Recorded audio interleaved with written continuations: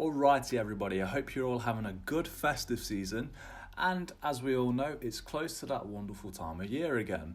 But we're not here to talk about Santa and his reindeer, so let's get on with today's video. Today, as you can see, we're on our way to Razorfen Downs. And yes, this is the first video in the second part of a WoW Classic gold farming series. So, if you've been following the series so far, welcome back. And if you're new, hello, it's good to see you stop by. Before we begin, just like always guys, if you've not seen the last video in the series where I take on Razorfen Krull, if you like the look of that video, you can find it in a card in the upper right hand portion of the screen right now.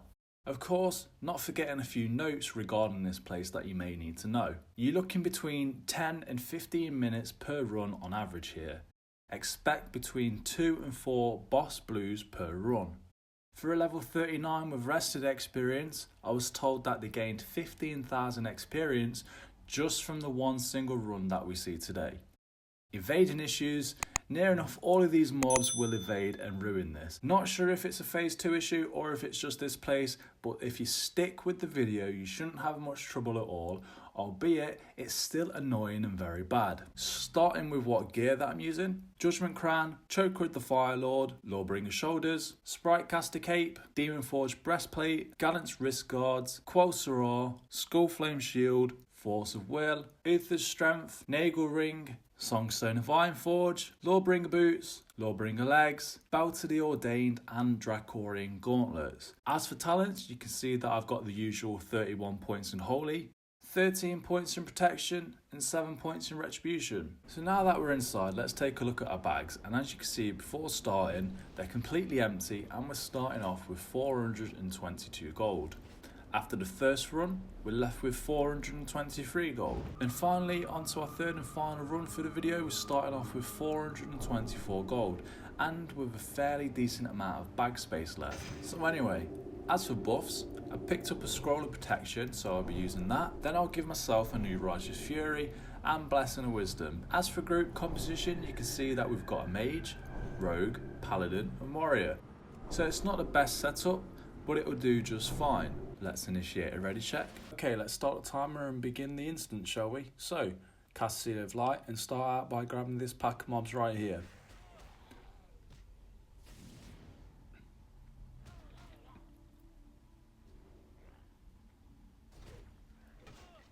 See, as you notice, they do kind of slow you down a little bit sometimes, so that's not really a problem as a Paladin with the Dispel that we've got. So here's usually where they start to evade, so what I'll do is I'll lay down a Consecration and then I'll hopefully round them all up without too many evading, bubble up and heal myself to full. And as you can see right there, they've all evaded and gone straight to the group, which is really annoying. So as for why they did that, it's either because one of the members there was in combat during bubble, or it's because, well, it's just one of the bugs, isn't it, I'm afraid. So yeah, this is a bit messy if I'm honest. You know, I tried my best to round them up and keep them on me. As you can see, everyone's health is going down, which is really annoying. It's something that we don't really want. So as you just seen there as well, I dispelled myself twice. One of those things there increased the damage taken by 50%, so you want to make sure that you get rid of that straight away. As you can see as well, the Force of Will trinket is proccing quite often, which is really good. Makes that massive grind that I spent worth it. Also guys, the great thing about this as well is, as you can see there, they're all undead, so I could do Holy Wrath on them, which is really good. Gets them down that much faster. So we'll just finish these guys off. And then we'll begin to loot up, shall we?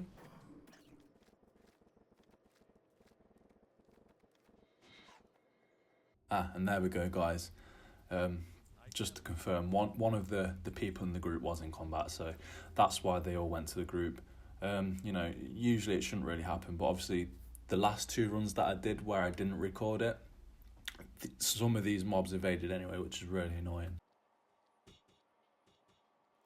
And anyway, moving on. So what we'll do is we'll continue on down the path down to here. As you can see at the minute, we're just under 3 minutes in, which is really good, and there's the boss straight away there. So what we'll do is we'll grab him.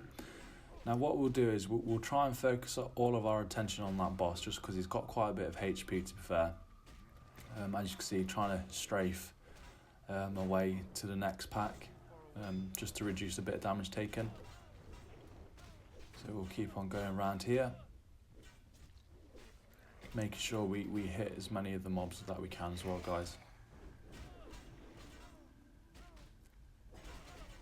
Nearly there. We're getting quite low on HP, so we'll be getting ready for the bubble any second now. There we go. Cast bubble, heal ourselves to full, and as you can see again, all of those mobs are evading me. And as you just see me type in the chat there, I'm getting quite frustrated with it. See, the weird thing is they went back to me as well, which is really unusual. Not really sure why that happened, but it just is what it is, guys. I was really reluctant to put this video out there because of just the way it is and how messy it is. I don't really want to, show this sort of thing to you guys. Obviously, I don't really want it to put you off, because if this is something that, you like the look of, I want you to go for it and make some gold out of it. It's just, in my experience from, these few runs that we did do, it was really annoying, to say the least.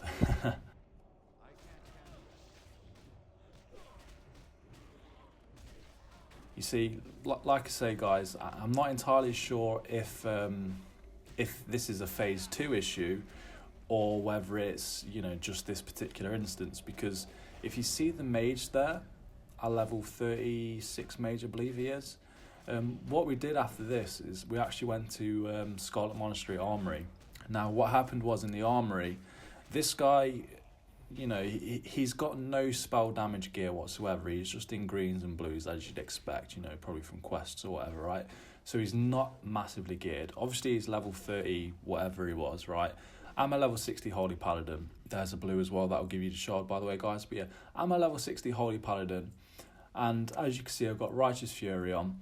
What I ended up doing in Scarlet Monastery Armory with this guy is I gave him Blessing of Salvation as well to reduce his threat. He also down ranked to a rank 1 Blizzard in Scarlet Monastery, and for the life of me I can't figure out why, but during the pools, if you watch my videos, you know that I don't struggle with aggro whatsoever when it comes to Scarlet Monastery. But this particular one, he was using rank 1 Blizzard and he was still taking aggro off me, which is really strange. Especially, like I say, for Scarlet Monastery, as I've, it's tried and tested many times by myself. You've probably seen loads of other people do it as well. Aggro isn't an issue in there, but for some reason, this lower level mage with rank 1 Blizzard and Blessing of Salvation on him could take aggro off me, which is really unusual. So, having said that, it leads me to believe it's a phase 2 issue with all of the dungeons, and I'm not entirely sure why, but it's just one of these things that's happening. So, guys, in the comment section below, comment below if you are having these similar issues, or at least, seeing them, even if you do normal runs in dungeons. Because if it is, why don't we all band together and report this issue to Blizzard? If there's loads of us that are reporting the same thing, surely they've got to fix it, right? So yeah, if that's happening with you guys, let's join together and hopefully get this issue fixed. So anyway,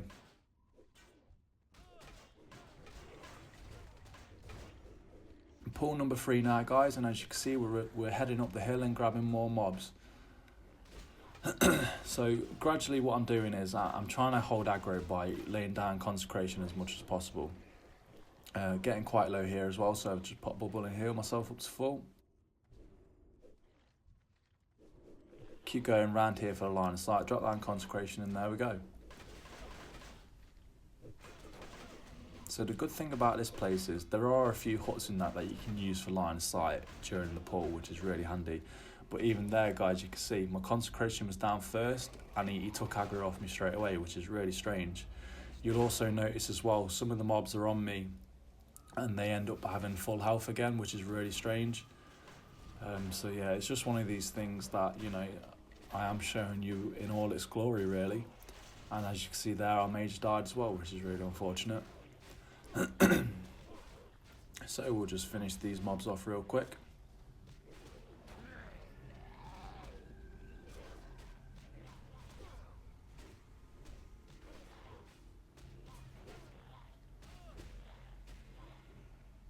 There you go, guys. You can see some of the yellow numbers turning into evades. So it's just, I don't know what to make of it. It's a complete shamble if you ask me.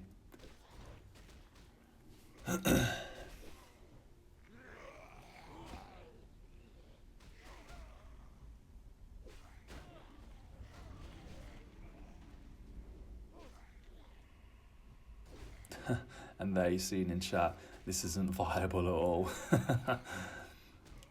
See, in terms of the actual money, I think you'll find that it is viable, guys. It's just, this is really annoying in my opinion. And there's that debuff again, guys. Amplify damage or whatever it says. Make sure you dispel that straight away because it increases your damage received by 50%. So yeah, we'll just finish these off real quick.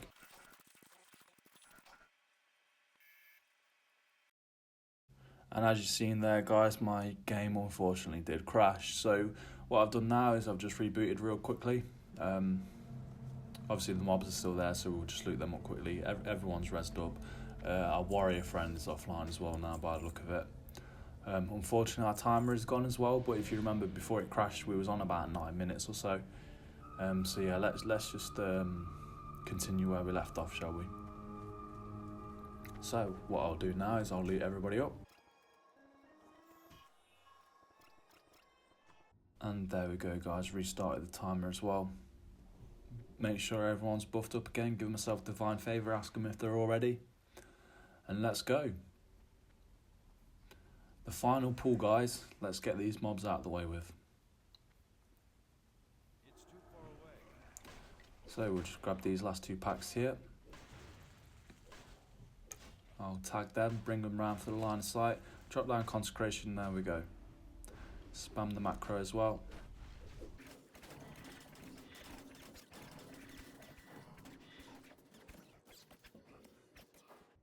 So as you can see, we're about 1.5 minutes through on that final bit. Obviously, if you remember, before we crashed, we was on about 9 minutes. Obviously, we stood around talking quite a bit as well because of this stupid bug. So, you know, like I say, this run, if we never messed up a few times, it would have been bang on around 10 minutes. So we'll just loot these guys up real quick and then on to the boss.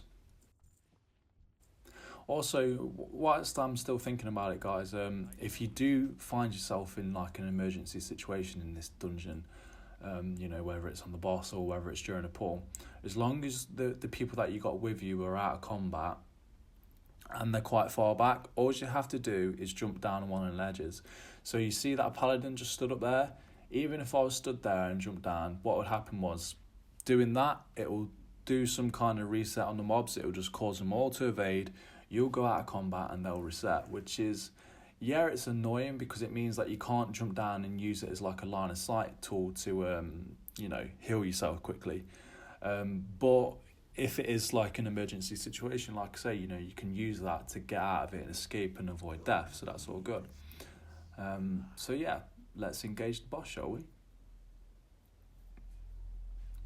So the good thing about being a paladin against this guy is obviously he's undead, so you know we've got exorcism there, nice big damage.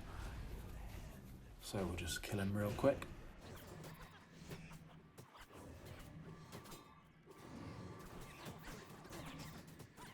Boom, and there we go, guys. And there we go. So he's dropped 1 blue item this time. Usually, sometimes he does drop 2 blues, like I say. So obviously this boss plus the one we just killed, that's obviously if you're lucky 3 of them, and then occasionally there is a rare mob in here that'll drop a 4th one. So yeah, typically you're looking around 2 to 4 blues per run. So there we go, guys. Let's go to the vendor, shall we? Alrighty, so here we are at the vendor. Taking a look at our bags, you can see that we're almost full and we've ended up with 424 gold. So straight away, if you remember at the start, that's given us a 3 gold increase. But taking a look at our repair bill from all 3 runs, you can see that it's just 1 gold. So let's take that away right now. And there we are, 423 gold. Now, if we look at the items here as well, you can see that there's quite a bit. And if you'll just bear with me a second, I'll go ahead and reorganize these real quick. Okay, now, you can see here there's quite a bit of cloth and greens, but for the purpose of the video, we're going to vendor absolutely everything. So let's begin, shall we?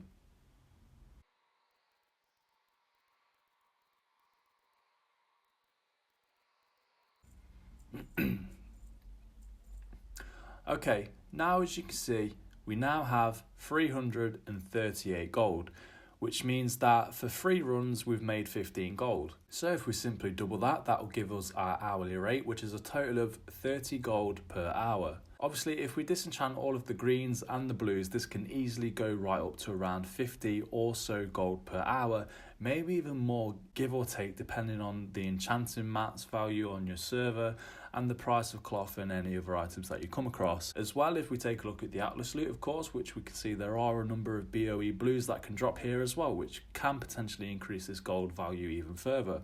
So, is it viable? Well, providing if you don't mess up as much, then yeah, absolutely it is. See, it's annoying as hell, but it is pretty worth it, since it's one of the higher ones that you can do.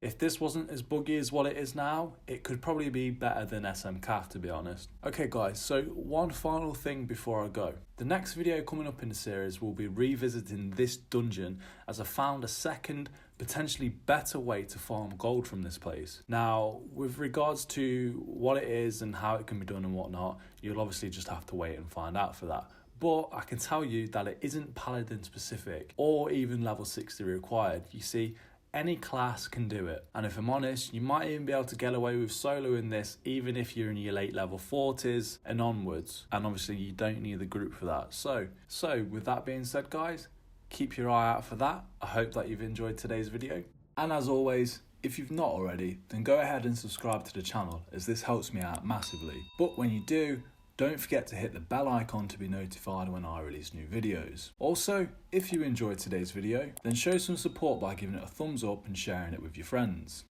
Well, until the next time, see ya.